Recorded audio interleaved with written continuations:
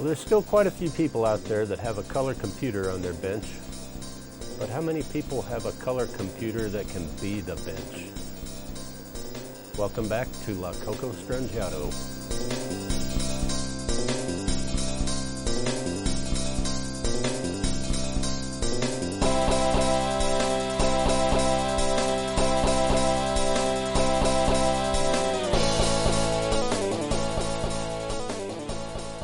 Alright guys, well here we finally get to have a look at my Super Tower CoCo Repack.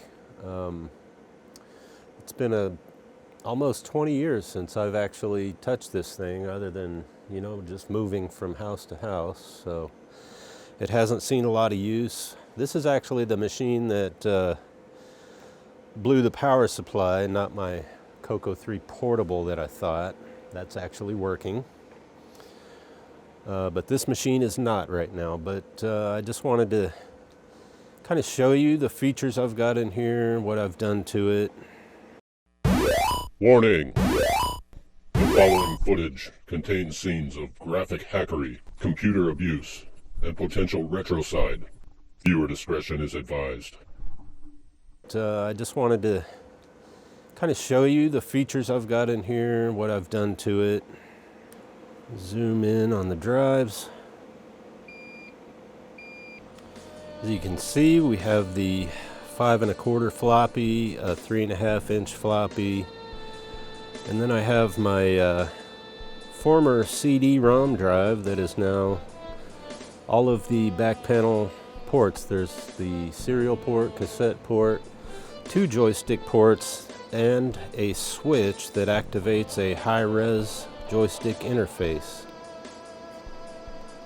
Going on down, you can see some of the circuitry I have in there.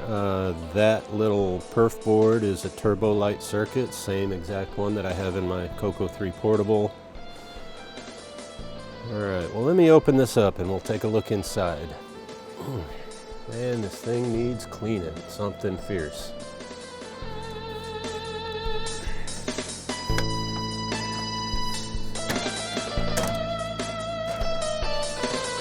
Off. Oh, looky here.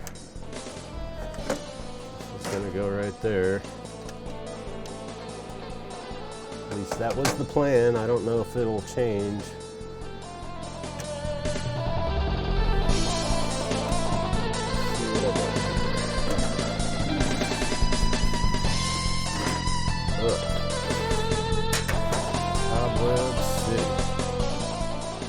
Well, there she is.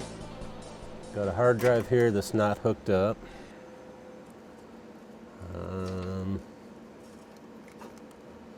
Power cords, okay.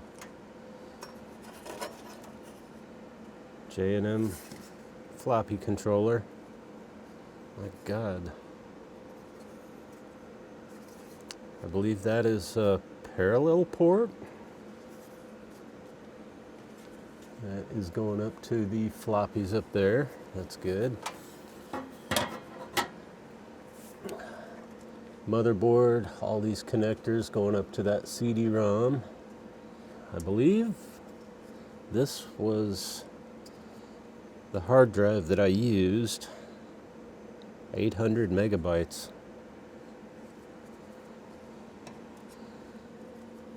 Have another controller cable. Oh, this would plug into the J&M. What else do we have here? This is the IDE, Super IDE.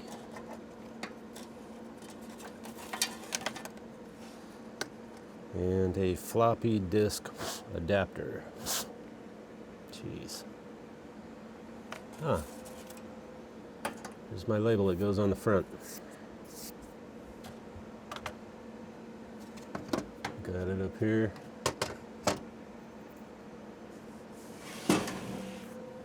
Be right there.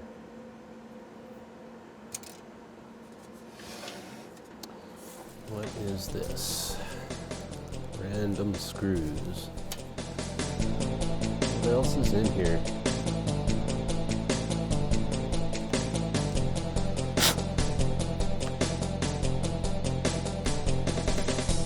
anything.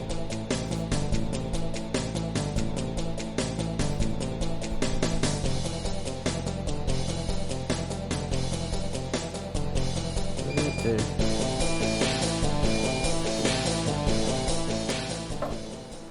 Okay, so what is this? This is a DB9 connector not connected to anything. This is composite video and audio. And the keyboard connector. Oh, and I modified a power connector and marked it so that I wouldn't use it. I can only plug that into here to get the correct power. I'm not going to plug this in for a while. And there's still something in there behind the board. A telephone line splitter? What the hell?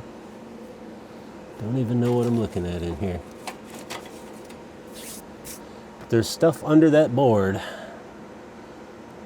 Might be a speech card. I think it's a speech card. Let's take a look at the back panel.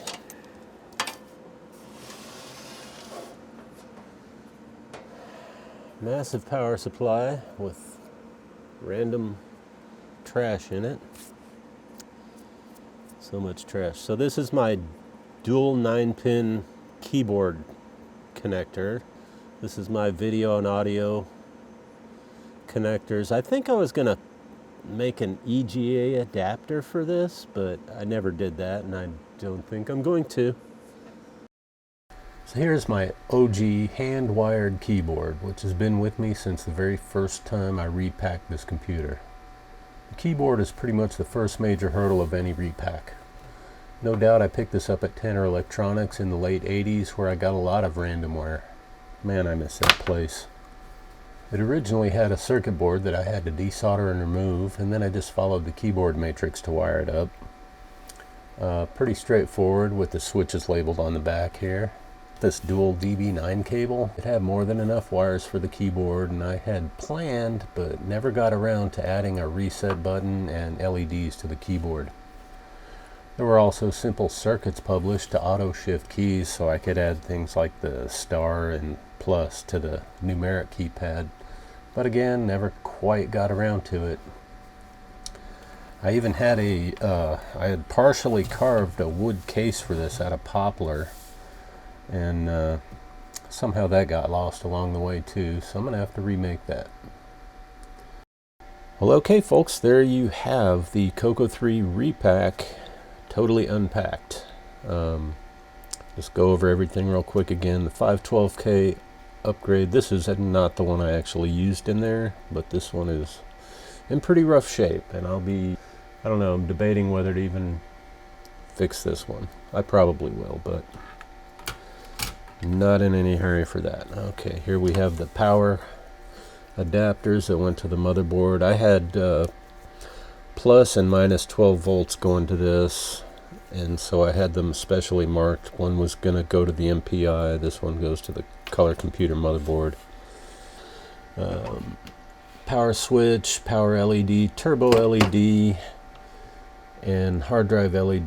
The turbo LED is driven by the turbo circuit here, and there's an extra connector on here that went over to the speech pack to allow it to work when the high speed poke was active. So basically the speech pack doubles the clock frequency that it's fed. So if you double the CoCo clock speed, you don't need to do that. So this uses, I believe, an AND gate to determine whether or not to double that clock frequency. So here we have the clock and power that goes to the LED driver board. One for the turbo light, one for the power light. And this blue wire here has to be all tangled up. This is the one that went over to the speech cartridge. Okay, so as you can see, there's no edge connector here. I'm not sure exactly why I took that out. I know I wanted to add the IDE connector,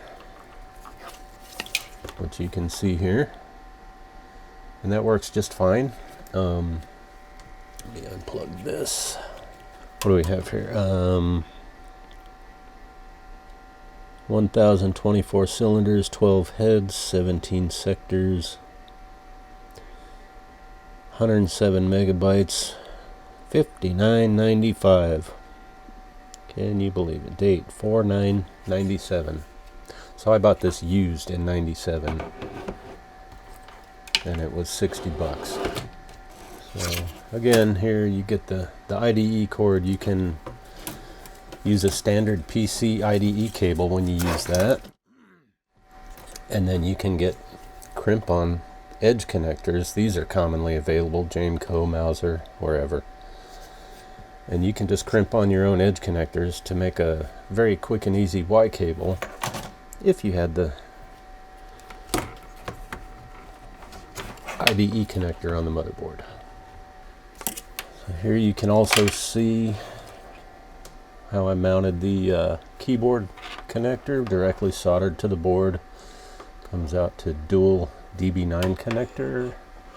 I don't even know exactly where I got this plug from, but it just plugs right into there. It's a little finicky sometimes, but there you go. And I have had this keyboard and this connector since the very first version of this color computer Repack, which this is at least the third. There you have it, a deep look inside my CoCo3 Repack and Unpack. And I don't know, now it's time for some decisions. I'm not sure if I want to finish building this out mostly the way I intended. Obviously some newer things have come along that would change what I would do nowadays, but at the same time it's kind of a shame to see some of the work I've done go completely to waste. So I don't know, why don't you guys let me know in the comments, do you think I should continue building this Repack in this case, or maybe find something a little newer and smaller, or well, putting it back in the original case is not an option because I don't have one. So anyway, till next time, cheers.